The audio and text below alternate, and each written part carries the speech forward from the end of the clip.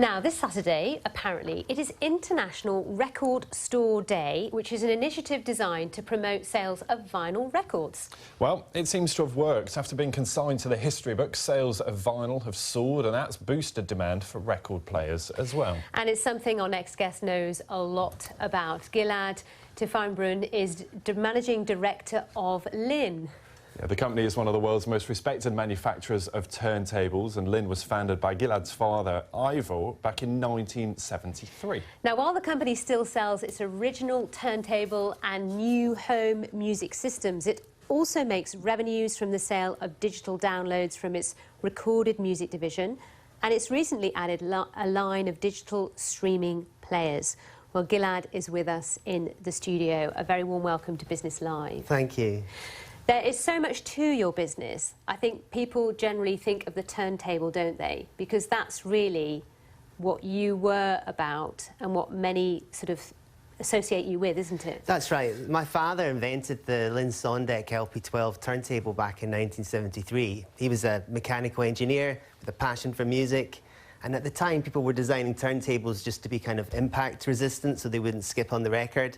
And by chance, through trial and error, he realised that if you focused on getting information out of the groove of the record, you could actually achieve a much better sound. So you grew up in a home where you were being blasted by music all the time. Your dad and his colleagues testing things out, working through things. I mean, you told me there was a lot of Pink Floyd, apparently. That's right. Yeah, I've been kept awake at night by Dark Side of the Moon and ELO and Queen. You know, that was what it was like back in the 70s. Let's talk about that technology, because the vinyl and the record player has stood the test of time. As we said, they're making a comeback now. And in the meantime, we've seen CD players come and go. We've seen cassettes come and go. What is it about vinyl that people keep coming back to?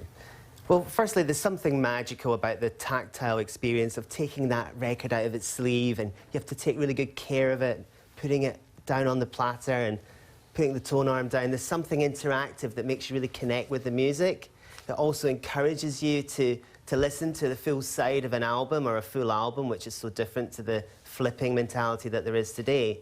So there's a real kind of enduring enjoyment that goes with vinyl that really that attracts people. Plus, it sounds better than the other formats that you mentioned. It doesn't sound better than digital, though, and during the digital kind of era, that was something that you introduced to the company, wasn't it?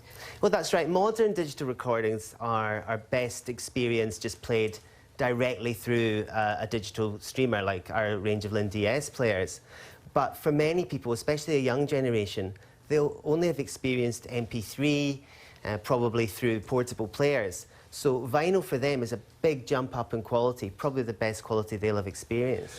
We're talking about that comeback, but it's always going to be a niche business, isn't it? Because I can't imagine this will ever see the full-scale appeal that it once did.